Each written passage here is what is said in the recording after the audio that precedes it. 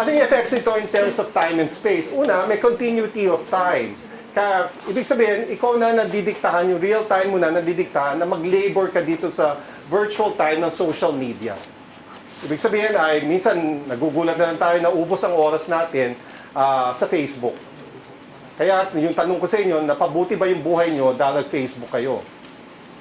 Siyempre, hindi nyo sasagutin niyang yes or no yan kasi ay incriminating yan kung bakit nagpe-pay attention pa rin kayo sa Facebook. Ibig sabihin, tuloy-tuloy yung time na ito. Kung saan kahit na tumigil kayo sa Facebook, umiinog pa rin ang mundo ng Facebook at 24/7 yung production ng Facebook ng kanyang situation of knowledges. No? Yung 24/7, pumapasok tayo sa kultura ngayon na pati ang tunay na mundo, kung hindi lang Facebook ang buhay, pero ang tunay na mundo, buhay na rin ang 24/7. Call center businesses, yung mga gimikan na nagbabucket beers paglabas nila ng call center work at 7 o'clock in the morning or 8 o'clock in the morning, etc. Pwede na magpa-deliver ng kahit anong goods or items 24/7, etc. So tuloy-tuloy. Magsasarado ang stock market sa Manila, magbubukas somewhere in another part of the world, magsasarado yun, magbubukas sa New York, magsasarado sa New York. So 24/7 production ng businesses, hindi tumitigil ang paglikha ng pera or paglikha ng want at demand. May simultaneity of space, ibig sabihin, para kayo kahit na nasa Amerika siya, pag nag-chat kayo, para nasa isang lugar lang kayo.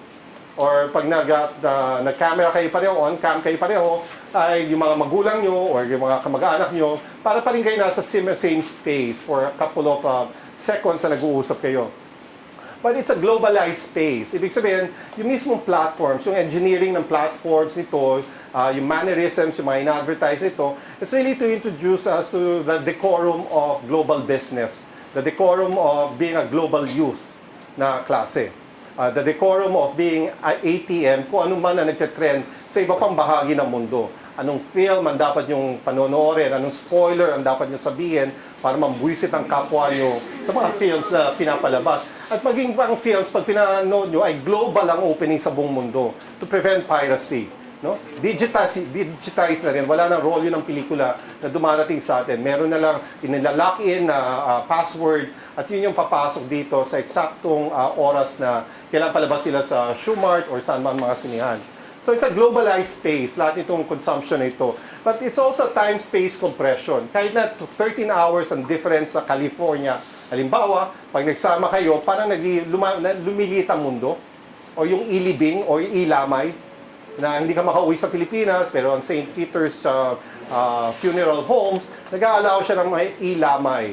Hindi ka makakapunta, so panonorin mo na lang yung grieving family mo. O hindi ka makapunta ay nag-sponsor ka ng isang kiddie party para sa Jollibee or sa McDonald's sa iyong pamilya, pwede mo siyang panoorin if live via Facebook ang naggaganap na yun. So, lumiliit yung mundo for the moment na nag-devote tayo ng greater time sa social media.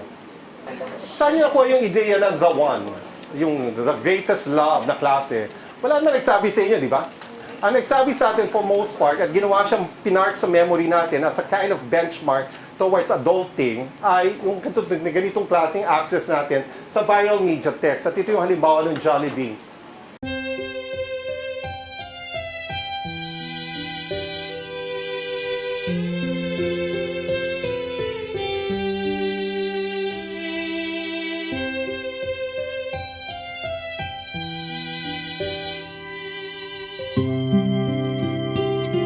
Hindi ko makakalimutan ang ngiti mo nung una kitang nakita.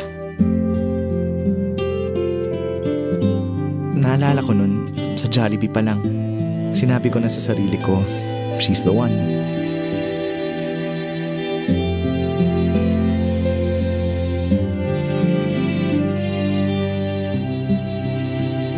Spicy chicken joy with extra rice. And a plate of pineapple juice.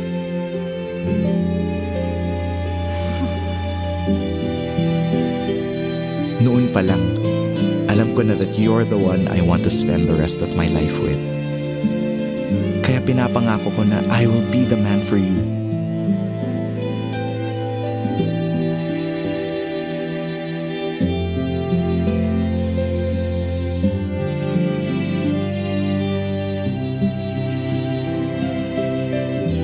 Pinapangako ko na pasasayahin kita.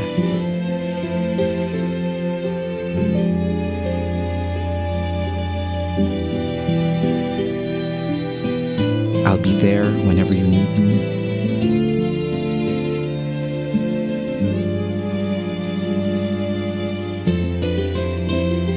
I'll be patient with you at all times.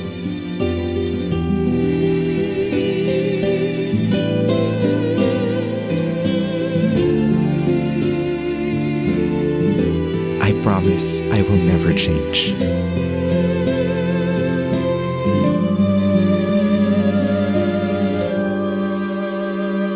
Mahal na mahal kita.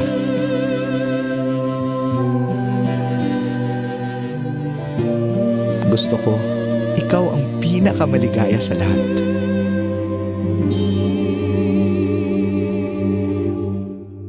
Kahit hindi naging tayo.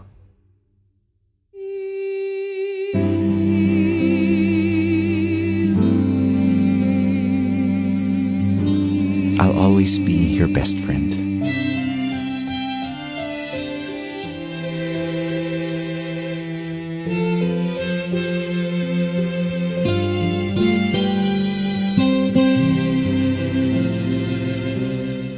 So meron siyang virtual desire. Paano pineg yung ideal Catholic wedding? So isang malaki, engranding wedding, no? Na yung peg dito, maganda yung babae, maganda yung lalaki, etc. So it's a kind of virtual desire. Pinapart sa inyo yun na not to expect anything less pag it's your moment to shine na ipapakasal kayo, magpapakasal kayo, ganito dapat ang peg niyan. Pero at the same time, yung devotional kind of love, affection, dito na kahit hindi kayo nagkatuluyan ay ile-let go mo yun because that is the one, the right thing to do.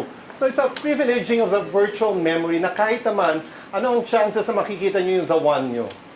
So what you desire is not what you desire. Sinabi sa atin yung desire na yun.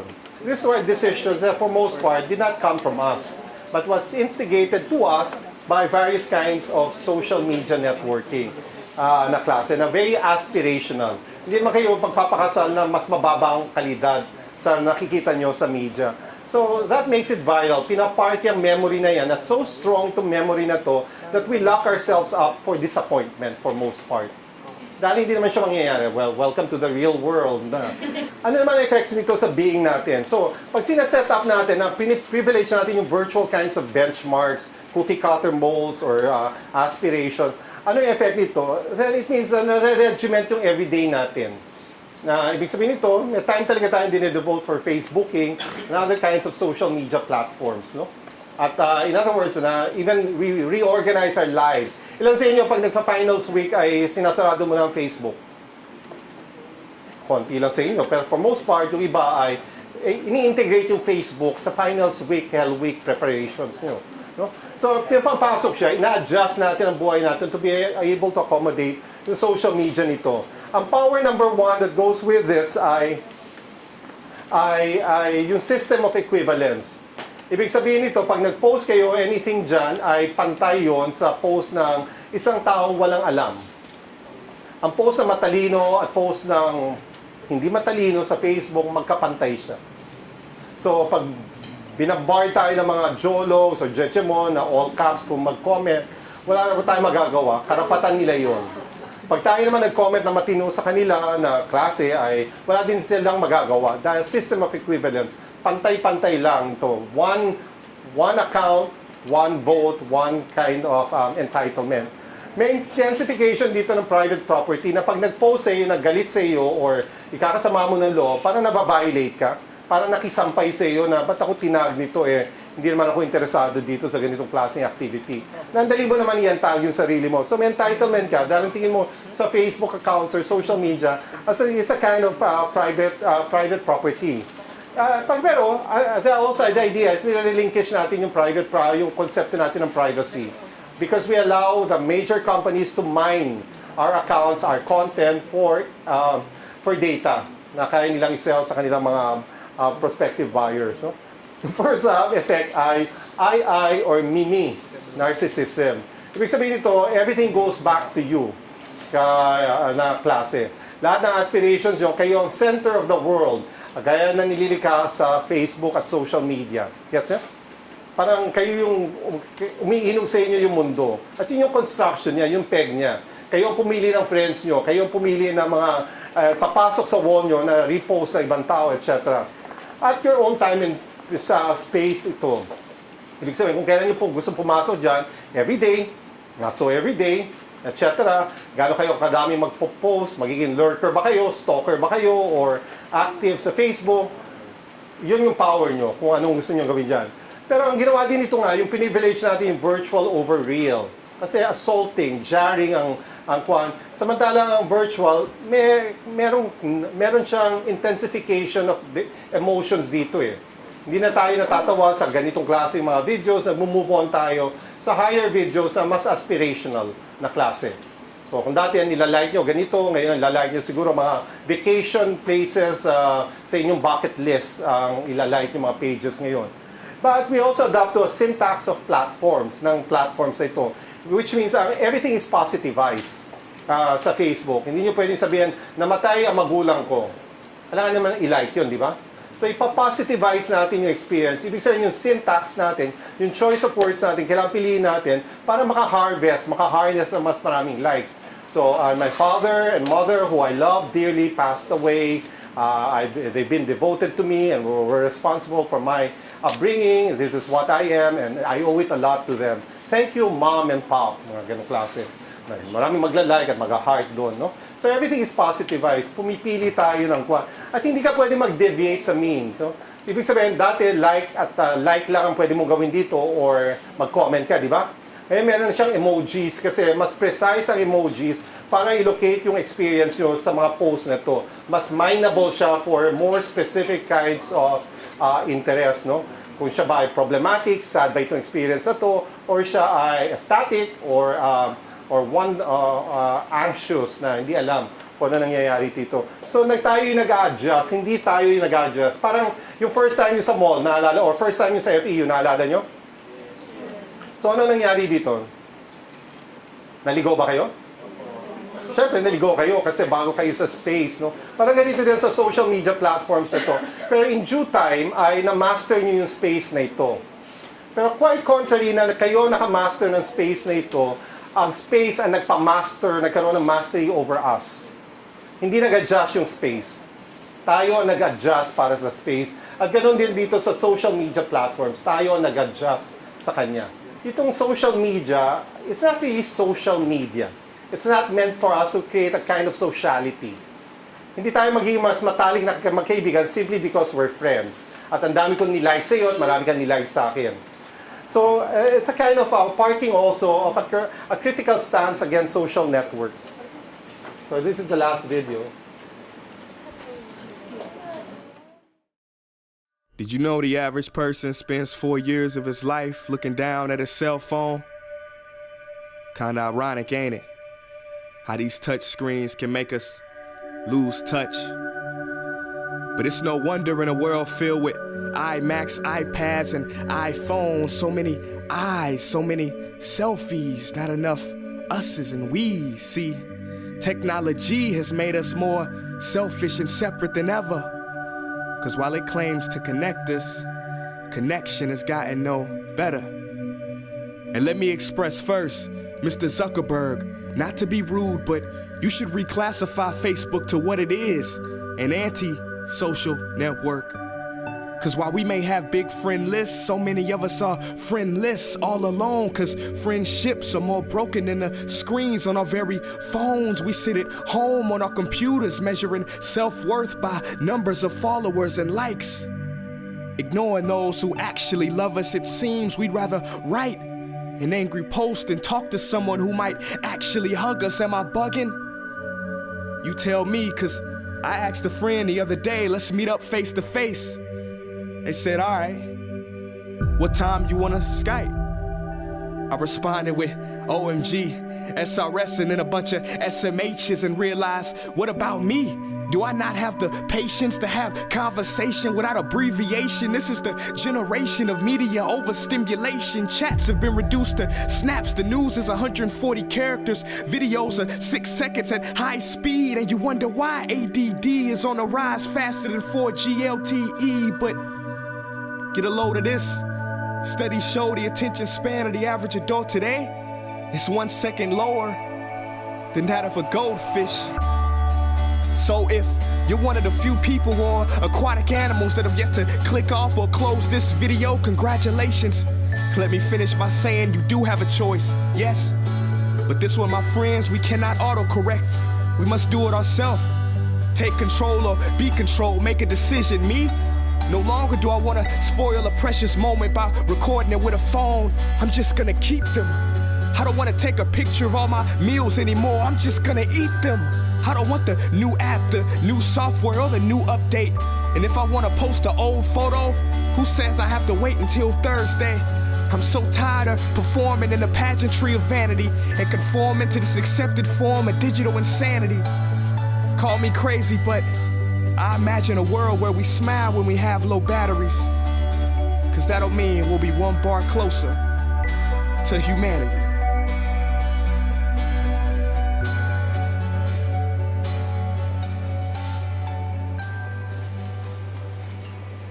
So, ito yung platform sa hindi sociality, but anti-sociality. Hindi ka mas magiging mabuting tao, qualitatively, kapag mas malaki, mas matagal ang devotion mo sa sa social networks. No? It's really a suppression of sociality. Dahil mas ina-allow niya na mag-integrate tayo sa virtual space ito, dahil mas mag-integrate tayo sa virtual space ito, mas maraming data na i-mine sa atin. Mas marami tayong i-post dito na photos, i-post na mga news articles, then it's more mineable for data. And it's also kind of suppression of reality. Ibig sabihin ay mas gusto natin mag-protesta, magawa na petition via online, kaysa mag-actually work for social change. So may comfort zone tayo sa isolation natin. Magkakasama tayo, pero hindi tayo nag-uusap. So what does that mean na klase? So what is to be done? Kailangan free the mind, free the hearts tayo. Ibig sabihin ay magamit tayo nito at alam natin yung limits lang nito. Hindi tayo, wala mangyayari sa atin kapag ito yung pinagtuunan natin ng pansin at we become engulfed in this kind of fabrication of images of ourselves. No? Just work at it rather than be at it, perform it. So kailangan natin ang criticality online, so whether it be deeds, self, and the world. Kailangan tingnan natin if it is really selling Boracay as a kind of dream factory for our vacation, bakit? So, bakit tayo hindi mag-pursue ng left roads and sites less traveled? Sandamakmak naman ang sites sa Pilipinas. Bakit kailangan ay Instagrammable ang mga photos natin? But hindi tayo mag-seek out ng sarili natin realities or even the kinds of authoring of our existence after graduation? Bakit kailangan tayo mag-subscribe na kailangan nyo mag-OCW or mag-call center? But hindi kayo kailangan maging entrepreneurs o bumalik kayo sa mga probinsya nyo and be something more substantial in those kinds of regards. And we also need to peel back there are certain kinds of levels of the real. Ibig sabihin nito, ang life-changing experiences natin manggagaling sa if we allow ourselves to travel into the circuits of everyday life. Hindi yung marami tayong alam pero lahat ito ay virtual knowledges lang na Google natin, na Wikipedia natin. Pero kung may love tayo, malaglag tayo, then we realize our humanity. Hindi natin ma-realize yung humanity natin pag naka-wired tayo. So which means that we need to empower ourselves. No? Ibig sabihin ito ay gumawa tayo mga decisions sa mga bagay-bagay dahil gusto natin ito. Dahil ito yung tama sa atin, hindi dahil napakarami na nag-likes nito at nag-repost nito, therefore, that becomes our stance. Kaya nga may kuyog, kaya nga namin naniniwala sa fake news or napapaniwala sa fake news na kinukuyog. Akala totoo dahil ang daming nag-like, samantalang fake news pala. So we have to be more discriminating in these kinds of realities, no? In the era of fake news. So what have we discussed so far, no? We started off with the privatization of technologies, literal large technologies, appliances that fit into big rooms, etc. At kung paano siya sa smartphones natin, na-integrate itong technology natin. At technology of the self siya dahil tayo nag-empower nitong iPhone or smartphones na ito. Yung mga apps, yung mga sinave natin, nandito lahat sa smartphone na ito. It also allows for us na mag-proliferate. Kung wala kang smartphone, hindi ka naman siguro mag-proliferate sa internet. At kung wala ka ring social media accounts, medyo mas bawas ang inyong internet time. So, pero it has allowed us na i-individuate yung global desires. No? Hindi na kailangan mag-advertise ng Apple sa atin. Pero kahit tayo na nasa third world country na napakamahal ng Apple, Mac computers at iMac phones, yan pa rin ang pinepeg natin. So in other words, tayo na pa-prioritize sa atin ang ibig sabihin mga global desires, global brands. So pag nag-isip ng ideal phone, ang lahat ng kabataan sa buong mundo, it has to be an iPhone. It has to be a Samsung at the very least. No? So pare-pareho na yung global desires natin. And it also means the privileging of individualism. Wala naman magkaroon ng omnibus plan na bigyan tayo ng Wi-Fi or iPhone na pare-pareho. Kanya-kanyang diskarte para magkaroon ng access na ito. And to realize, parang as a kind of peg, to realize are also kind of middle-class aspiration in the future. Kanya-kanyang trabaho yun. So, ibig sabihin, kung kanya-kanya, walang collective na pinapa-negate sa atin any forms of collectivity, any form of political struggle. Kanya-kanya lang dapat na hinagpis ito. So, at na-recap natin, we need to go back to the real and to the social. Kasi nandun talaga yung contentions, yung bone marrow of our human existence. So with that, maraming salamat.